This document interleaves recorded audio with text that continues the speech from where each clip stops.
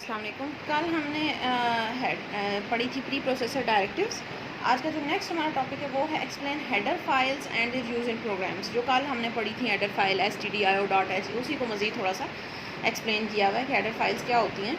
Header file is the collection of standard library function to perform different task. ठीक है, वो यानी कि प्री प्रोसेसर डायरेक्टिव्स में जो हम हेडर फाइल्स इंक्लूड करवाते हैं, हेडर फाइल्स क्या होती हैं? जो कि हमारे पास collection of library files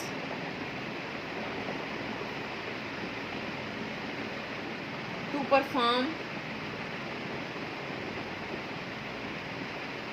different tasks, यानी कि डिफरेंट टास्क परफॉर्म करने के लिए जो आप लाइब्रेरी फाइल्स अपने प्रोग्राम में इंक्लूड करवाते हैं उनको हम कहते हैं हेडर फाइल है। जैसे कि हमने कल पढ़ी थी stdio.h, स्टैंडर्ड इनपुट आउटपुट। ठीक है, तो वो हमारे पास एक हेडर फाइल थी जो कि हमारे पास एक हमारा सर्टन स्पेसिफिक टास्क परफॉर्म करने के लिए यूज़ हो रही थी। ठीक है, नेक्स्ट देखें, there are many header files for different purpose, each header file contain different types of predefined. हर फाइल का अपना टास्क है। जैसे math.h हमने पढ़ी थी तो वो मैथ के फंक्शन के लिए थी। स्टैंडर्ड stdio.h है तो वो इनपुट आउटपुट के फंक्शन के लिए। इसी तरह कोई और आगे हम पढ़ेंगे डिफरेंट, तो उनके अपने फंक्शन होंगे। ठीक है, तो हर फाइल का जो है वो अपना टास्क होता है। तो किसी भी फाइल आपने प्रोग्राम में कोई भी टास्क परफॉर्म करवाना है तो आप उसी की हेडर फाइल इंक्लूड करवाएंगे अपने प्रोग्राम में। ठीक है, अच्छा, नेक्स्ट है the extension of header file is .h। The include preprocessor directive is use to include header files in the program. These files are provided by C compiler system. The header files are normally stored in include subdirectory. The name of the header file is written in angle brackets. ठीक है, ये वही चीज़ है सारी, इसमें और कोई नई चीज़ नहीं है। जो हमने कल पढ़ा था वही है, सिर्फ इसके इन्होंने एक अलग से बता दिया कि हेडर फाइल जो कि हम कल फाइल इंक्लूड करवा रहे थे, जो लाइब्रेरी फाइल थी, उसी को हम हेडर फाइल ही कह रहे हैं। ठीक है, तो इसको मज़ीद थोड़ा सा इन्होंने एलेबरेट कर दिया कि वो क्या होती हैं। सो के ऐसी फाइल्स जो कि स्पेसिफिक सर्टन टाइप का फंक्शंस आपने प्रोग्राम में लगाने हैं तो आपको वो उसकी फ़ाइल इंक्लूड करवानी पड़ेगी। अगर जैसे फॉर एग्जांपल हमने कल पढ़ा था कि अगर आपने इनपुट आउटपुट करनी है जो कि हर प्रोग्राम में लाजमी होती है, तो उसके लिए आप कैसे लिखेंगे? हैश इंक्लूड एंगल ब्रैकेट के अंदर आप क्या लिखते हैं? उस फाइल का नाम stdio आगे .h। .h का मतलब है कि ये हमारे पास एक हेडर फाइल है। ठीक है, इसी तरह हैश इंक्लूड math.h लिखूँगी तो इसका मतलब है कि हमारे पास मैथमेटिक्स वाले फंक्शन आपने लगाने हैं तो वो मैथ्स वाली फाइल लगाएंगे। ठीक है, अच्छा, एक दूसरी चीज़ होती है कि ये एंगल ब्रैकेट्स के अलावा आप इसको ये डबल कोट्स के अंदर भी लिख सकते हैं। हैश इंक्लूड, इस तरह से भी आप इसको लिख सकते हैं stdio.h। ठीक है, तो ये भी एक लिखने का तरीका होता है। एक तो ये है कि एंगल ब्रैकेट के अंदर लिखेंगे, दूसरा डबल कोट्स के अंदर। तो ये दोनों तरीके करेक्ट हैं, लेकिन ज़्यादातर हम ये यूज़ करते हैं ये वाला कि आप एंगल ब्रैकेट्स के अंदर लिखेंगे, जो ज़्यादा यूज़ेबल है वो यही है। ठीक है, लेकिन आप अपनी मर्ज़ी से डबल कोट्स के अंदर भी लिख सकते हैं और एंगल, ये नहीं कि ऐसे ही नहीं लिख सकते, ये भी नहीं कि ये भी नहीं लगाया और ये भी नहीं लगाया, ऐसे लिखेंगे तो एरर आएगा। तो दोनों में से किसी एक तरीके से लाजमी आपने इसको लिखना होता है। ठीक हो गया। अच्छा, नेक्स्ट है आपका जो मेन टॉपिक अब स्टार्ट होने वाला है वो है हमारे पास मेन फंक्शन, जो कि कल हम पढ़ रहे थे कि आपका जो प्रोग्राम का स्ट्रक्चर होता है, जो आपका जो C प्रोग्राम का बेसिक स्ट्रक्चर हमने पढ़ा था, उसमें पढ़ा था पहली चीज़ थी प्री प्रोसेसर डायरेक्टिव, दूसरी थी प्रोग्राम बॉडी और तीसरी थी दूसरी थी मेन फंक्शन और तीसरी थी प्रोग्राम बॉडी।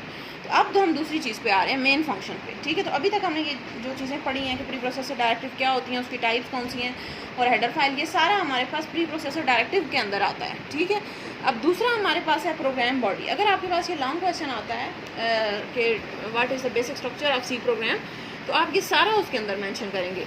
पहले तो आप बताएंगे कि स्ट्रक्चर होता क्या है, कि उसमें तीन चीज़ें होती हैं, प्री प्रोसेसर डायरेक्टिव होते हैं, मेन फंक्शन होता है और फिर प्रोग्राम बॉडी होती है। फिर आप प्री प्रोसेसर डायरेक्टिव को अलग से एलेबोरेट करेंगे कि क्या होती हैं, इसकी टाइप्स हैं, इंक्लूड और डिफाइन। इंक्लूड कैसे लिखते हैं, डिफाइन कैसे लिखते हैं, फिर हेडर फाइल क्या होती है। ठीक है, ये लिखेंगे। उसके बाद आप सेकंड चीज़ पे आएंगे जो कि है हमारे पास मेन फंक्शन। अब मेन फंक्शन के अंदर हम पढ़ेंगे वो भी आपने साथ इसी तरह से मेंशन करना होगा। सेकंड नंबर पे जो हमारे पास प्रोग्राम के स्ट्रक्चर में चीज़ आती है वो है मेन फंक्शन। मेन फंक्शन क्या होता है? Is the place where the execution of C program starts. कल हमने पढ़ा था प्री प्रोसेसर डायरेक्टिव्स क्या होती हैं, जो कि ऐसी फाइल्स होती हैं जो कि हम लिखते हैं before the execution of actual program. ठीक है, वो उसको हम कहते हैं कि हमारे पास प्री प्रोसेसर डायरेक्टिव्स हैं। जो मेन फंक्शन है वो हमारे पास होता है is a place where the execution of C program place, यानी कि जहाँ से आपका एक्चुअल प्रोग्राम स्टार्ट होता है उसको हम कहते हैं कि हमारा मेन फंक्शन है। Place from where actual program starts, यानी कि जहाँ से आपका एक्चुअल प्रोग्राम स्टार्ट होगा उसको हम कहेंगे ये हमारा मेन फंक्शन है। Each program must contain main function, ये बात लाजमी है कि हर प्रोग्राम में आपने मेन लाजमी लिखना है, बस एक लाइन ही होती है जो आपने लिखनी होती है, ठीक है। Must, each program must contain main function, हर प्रोग्राम में मेन फंक्शन आपके पास लाजमी लिखा हुआ होगा। अगर ये नहीं लिखेंगे तो आपके प्रोग्राम में एरर आ जाएगा, ठीक है। If program does not contain main function it will be compiled, it can not be compiled and can not be executed, यानी कि एरर होगा, ठीक है। Any number of statements can be written in the body of the main function, the main function is enclosed in, ये जो curly brackets है हमने कल पढ़ा था, ठीक है। अच्छा, अब लिखते कैसे मेन फंक्शन को, ये इंपॉर्टेंट चीज़ है कि हम इसका सिंटैक्स जैसे हमने कल पढ़ा था कि प्री प्रोसेसर डायरेक्टिव को कैसे लिखते हैं, आप हैश लिखते हैं, फिर आगे इंक्लूड लिखेंगे, फिर आगे जो भी आपने stdio लिखनी है या मैथ लिखनी है या जो भी लिखनी है, ठीक है, वो आप लिखते हैं। तो इसी तरह से इसको हम लिखते हैं void, इसको लिखने का जो तरीका होता है वो होता है void लिखते हैं सबसे पहले आप, उसके बाद आप मेन लिखते हैं और उसके बाद आपकी ये ब्रैकेट्स होती हैं खाली, ब्रैकेट के अंदर भी इन्होंने void लिखा, वो आप ना भी लिखें तो कोई फ़र्क नहीं पड़ता, ठीक है। लेकिन ये चीज़ आपने लाजमी मेंशन करनी है, void मेन और आगे जो है वो ब्रैकेट, ठीक हो गया। इसको मैं ऊपर करके लिख देती हूँ ताकि हम इसको फिर साथ एक्सप्लेन भी करें। कैसे लिखेंगे आप, void आगे मेन और आगे खाली ब्रैकेट। अब ये ब्रैकेट कर ली नहीं है, ठीक है, ये हमारे पास सिंपल जो आपके पास ना ही एंगल ब्रैकेट है, सिंपल जो छोटी ब्रैकेट्स आपके पास स्मॉल ब्रैकेट्स होती हैं वो आपने डाली, ठीक है। अच्छा, अब इसमें क्या है, और इसके आगे आप क्या लिखते हैं ब्रैकेट के अंदर, यहाँ पे जहाँ से अब इसके बाद प्रोग्राम बॉडी स्टार्ट होगी, प्रोग्राम बॉडी आप जो है वो कर्ली ब्रैकेट के अंदर लिखते हैं, ठीक हो गया। अच्छा, अब इसको क्या है कि हमारे पास ये स्टार्ट, ये void, ये जो मतलब है इसका, वो आप देखते हैं कि मतलब क्या है इसका। The definition of main function start with the keyword void। void का मतलब है कि it indicates that value, the type of value that is return by the function. void mean the function will return no value. void का मतलब है नल, यानी कि ये फंक्शन कोई भी काम करेगा तो वो यहीं पे होगा, किसी और प्रोग्राम में, किसी और फाइल में, किसी और जगह पे नहीं होगा। void का मतलब ये है, void का मतलब क्या है, नल, यानी कि ये फंक्शन कोई भी चीज़ आपको रिटर्न नहीं कर रहा, जो भी काम कर रहा है वो यहीं पे होगा, इस कर्ली ब्रैकेट्स के अंदर ही होगा, ठीक है। इनपुट ले रहे हैं या आउटपुट ले रहे हैं या प्रोसेसिंग कर रहे हैं, कुछ भी काम आप कर रहे हैं तो वो इस फंक्शन के अंदर ही होगा, उस चीज़ को इंडिकेट करता है void, ठीक है। आगे लिखा हुआ है मेन। मेन का क्या मतलब है कि हमारे पास मेन जो है वो इस फंक्शन का नाम है, इसका फंक्शन का नाम ही हमारे पास क्या होता है, नेम, फंक्शन नेम हमारे पास क्या है, मेन, ठीक हो गया।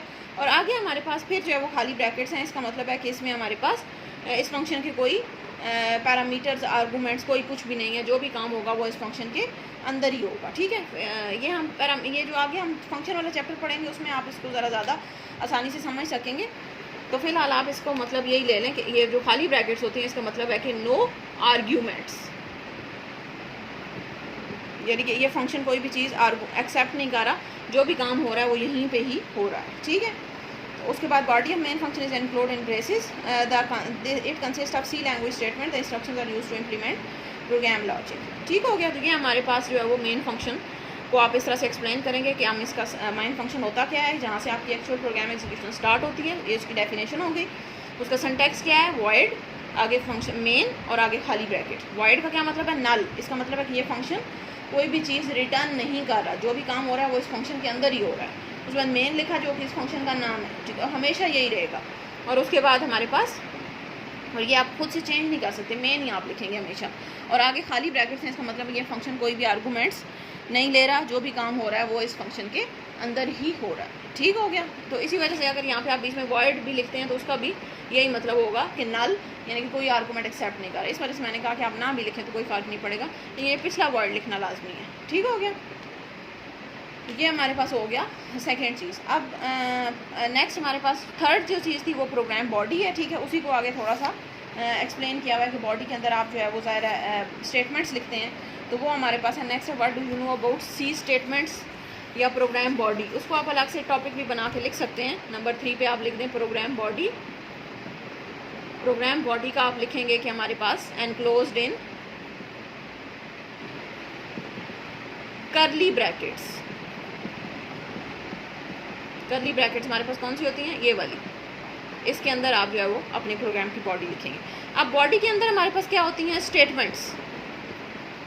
ठीक है, अब स्टेटमेंट्स को मजीद आगे एक्सप्लेन किया हुआ है कि what do you know about C statement. Statement क्या होती है? Statement is a instruction for the computer to perform a task. यानी कि अब आप जो असल में काम करना चाह रहे थे प्रोग्राम के थ्रू, जो भी आप टास्क परफॉर्म करना चाह रहे थे, वो आप कहाँ पे लिखेंगे? इस बॉडी के अंदर लिखेंगे। ठीक हो गया। तो ये हमारे स्टेटमेंट्स क्या होती हैं? Instructions for computer to perform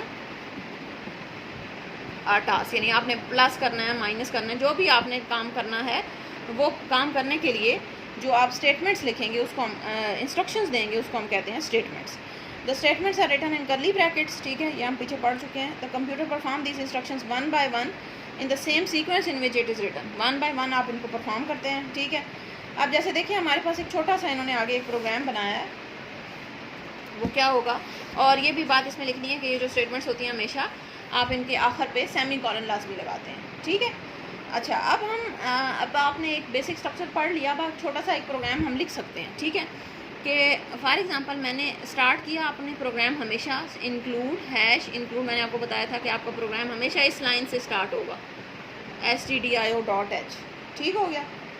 उसके बाद सेकंड चीज़ क्या होती है? Main function. तो आप लिखेंगे वॉइड मेन, आगे खाली ब्रैकेट्स। उसके बाद आपकी आती हैं कर्ली ब्रैकेट्स, जिनके अंदर आपके प्रोग्राम की बॉडी होती है। ठीक है, तो अब इन्होंने क्या किया? एक छोटा सा एक लाइन प्रिंट करवा दी है। तो इन्होंने लिखा प्रिंट एफ। ये हम आगे पढ़ेंगे कि प्रिंट एफ और स्कैन एफ ये आगे फंक्शन होते हैं। तो फिलहाल आप सिर्फ इसका मतलब है कि आपने एक चीज़ प्रिंट करवानी है स्क्रीन के ऊपर। ठीक है, तो प्रिंट करवा दिया इन्होंने हेलो वर्ल्ड, कुछ भी आप यानी कि आप करवा दें। तो ये हमारे पास, और आखिर इस स्टेटमेंट के आखिर पे आप लगाएंगे सेमीकोलन, क्योंकि ये प्रोग्राम की बॉडी के अंदर आ रही है। और यहाँ पे बस ये हमारा ये प्रोग्राम, ये एक छोटा सा आपका प्रोग्राम बन गया। ये जब प्रोग्राम आपका एग्जीक्यूट होगा तो आपकी स्क्रीन पे प्रिंट हुआ हुआ आएगा हेलो वर्ल्ड, स्क्रीन पे लिखा हुआ आएगा हेलो वर्ल्ड। ठीक है, तो ये हमारा प्रोग्राम ये काम कर रहा है कि ये चीज़ प्रिंट करवा रहा है। ठीक है, तो ये हमारे पास एक छोटा सा प्रोग्राम है जिसके स्टार्ट में आपने एक प्री प्रोसेसर डायरेक्टिव दी है stdio.h। सेकंड नंबर पे आपने मेन फंक्शन लिखा है। उसके बाद कर्ली ब्रैकेट्स लगाई हैं और कर्ली ब्रैकेट के अंदर जो भी स्टेटमेंट आपने लिखनी थी वो लिखी है और उसको टर्मिनेट कर दिया है सेमीकोलन से। ये हमारे पास इसका स्ट्रक्चर है प्रोग्राम का।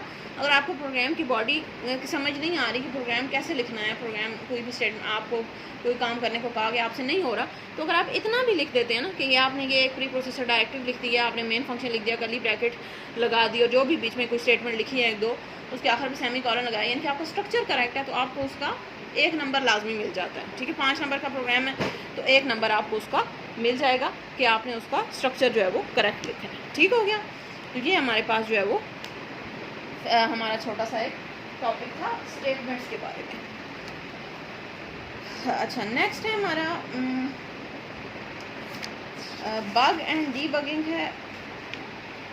चलें इसको कर लेते हैं, फिर एरर्स आगे कल से कर लेंगे।